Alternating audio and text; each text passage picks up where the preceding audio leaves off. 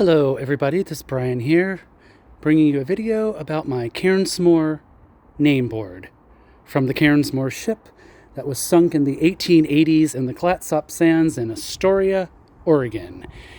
I've had this for probably about 10 years. Anyone who's been on my YouTube channel since I've had it for the last few years will know that this was one of my very first videos. It's not there anymore because I had a meltdown. Actually, I had a couple meltdowns and removed hundreds of my videos. So there you go. Anyways, still trying to find out some information on it before I perhaps donate it to the Maritime Museum in Astoria or sell it. I'd rather sell it to somebody, hopefully, and then they will donate it to the museum or do whatever they want with it. But, you know, I do resell things, and that's what I want to do with it. It's, as you can see, almost 4 feet long and just a few inches wide. But this is from the CAIRNSMORE barque that sank in the Clatsop Sands of Astoria, Oregon in the 1880s. And in fact, give me a few minutes and I'm going to read you an article from the Oregonian. I think it was the Oregonian. Might take a few minutes here, so give it to me if you want. Fort Stevens. The title of the article is Shipwreck Remains Believed Located. Buried in Clatsop Sands. Fort Stevens. A seaside history buff believes he has rediscovered the remains of the British barque CAIRNSMORE, which drove ashore on Clatsop Beach during a heavy fog on the night of September 26, 1883. It might be 1884. I'm not sure if that date is right. It was in the 1880s, though.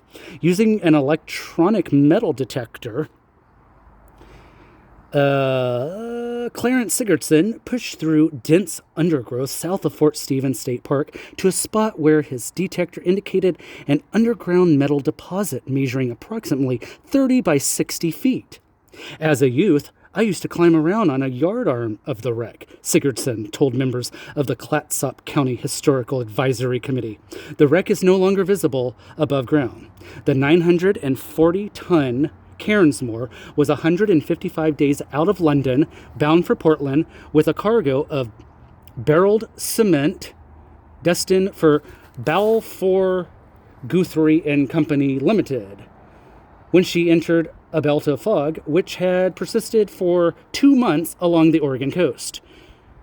Turning too soon toward the Columbia River entrance, the vessel struck sand at 11 p.m. For 15 hours, the crew worked to free the CAIRNSMORE. But by mid-afternoon of the 27th, water had seeped into the hold and penetrated the cement barrels. Captain Gibbs gave the order to abandon ship, and the small boats were launched. At 4:30 p.m., J.H. Young, Signal Corps operator at Fort Stevens, messaged Astoria that the vessel was deserted. To avoid a heavy surf which was running, the small boats headed for the open sea, and a short time later, the crewmen were picked up by the something Queen of the Pacific. Star Queen of the Pacific, maybe? STR apostrophe Queen of the Pacific, and ferried to Astoria. We burned blue lights and lighted large flare-ups, Captain Gibbs told his rescuers, but they were useless in the fog. Clarence Sigurdsson said it was not feasible to excavate the wreck. The country has changed considerably in the 88 years since the CAIRNSMORE came ashore. So this article was 60s, 70s, somewhere in there. Long time ago, this article was put in the paper. He said, the wreck site is now about 3/4 of a mile from the beach, and trees as much as 10 inches thick cover the area. A marshy spot west of the site indicates that the water table has risen. Windblown sands have built up a high foredune and covered the wreck of the CAIRNSMORE deeply, possibly forever. So, there are a few pictures of the CAIRNSMORE when it was buried in the sands before it did sink and get covered up forever. The Maritime Museum in Astoria has those pictures, and you can Google them and find them. There'll be some men standing outside of the wrecked, buried ship. What I'm trying to find out, though, and what has been a mystery, is where on the ship this name board was. Was it on the ship, or was this on one of the small boats? Because it's very small, notice. It's only about 4 feet long. So this was not something to catch attention unless you were very close to it. So suggestions have been that this was perhaps over the captain's quarters. It is arched a little bit. Notice it's arched a tiny bit. Suggestions have been said that this was perhaps over the captain's quarters, perhaps on some kind of equipment box, motor, some kind of a cover box over the equipment of the ship that made the ship go. I don't know what the word is, but so on some sort of a cover box, or perhaps over the galley or the kitchen area, have been suggestions. I keep thinking that maybe it was on one of the small boats, like maybe on the back of one of the small boats, but a couple very prominent antiques dealers have said, no, probably not on the back of the boat, because the letters are so small that this would not be seen. Most likely it was on the ship, over a door or an archway, or on a piece of the gear boxes, box covering the gears of the ship. So, you'll notice that these are hand-cut brass letters nailed in with all little round-headed nails, which back then they were kind of in switch between round and square-headed nails, I think. But this was also, made in England, probably. And so maybe they were just using these little round nails. But you can just tell how much cleaning over the years, polishing, the residue that's in the letters. It's just amazing. Like I said, I've had this for about 10 years. I bought it at a Goodwill thrift store that is actually no longer in the location where I bought it. It's a different thrift store now. And I bought it for $12.99. I waited a few years before I did anything with it. And then I drove it to Astoria, to the Maritime Museum, to have them, verify that it was real, look at it. Do you want it? Would you like to buy it? And basically what I got from Jeffrey, who I don't know if he works there anymore, but he's kind of like the curator there, or has something to do with curating. And his assistant also came out, and his assistant took quite a few pictures of this sign. So, there was some interest. But what Jeffrey told me was, well, I need you to contact a colleague of mine who verifies that these things are real. She could look at it and let us know. And upon contacting that lady, she said, I'm no longer doing that. I'm sorry, I can't help you. I don't know why he gave you my name. So that was kind of a dead end. And I kind of put it up for a few years and didn't do anything with it until I got curious again. So I took it to about 3 antique stores. They all said, yeah, that's real. Not quite sure where it was on the ship, but that is real. That is a real name board from that ship. That is an antique, a nautical antique. And I've also sent pictures of it to David Harper, who is an antiques appraiser in England. You'll see him a lot on the BBC. I'm going to turn it around so you can see the back. He works for BBC quite a bit, I think, and other channels, Channel 4 maybe. I don't know what all the networks in England are, but he said, oh, totally, that's totally real. And he also said if I were closer to him in England, he'd put me on his show, because he does shows and meets people with antiques and stories and things. And so he has verified it. as someone who lives in England and knows everything about antiques.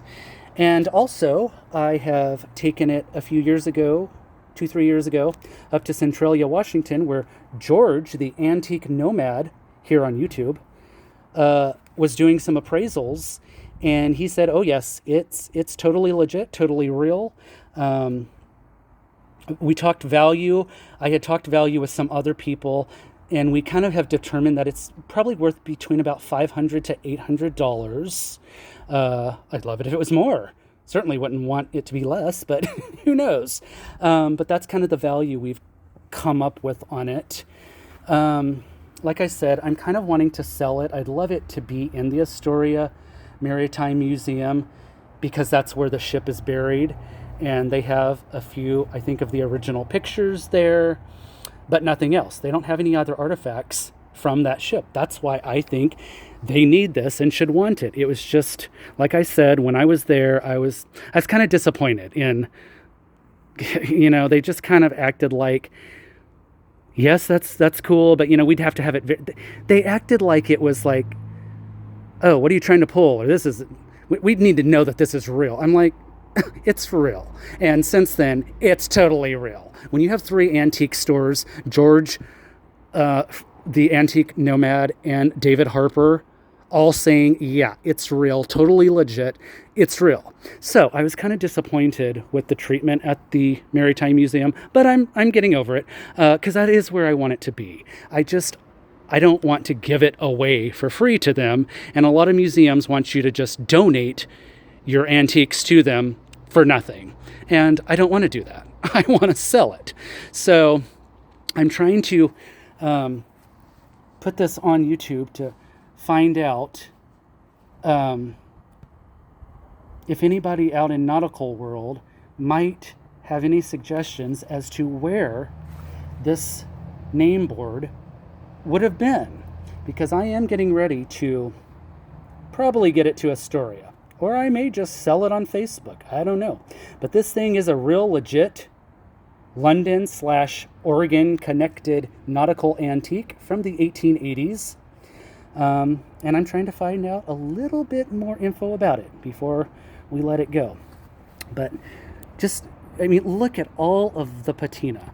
This kind of stuff, this paper here, when you see this old 1940s green paint, this white paint, this is all from where it was hanging in like a man cave somewhere or something. Notice they've got nails here and nails here. That was just for hanging. They would have probably had a string or something to hang it. That's not from the ship. That's been added since its finding. I don't know the history before I got it at the Goodwill. I don't know who had it, who donated it to the Goodwill, its history, its provenance. I have no idea. But this name board is very, very cool.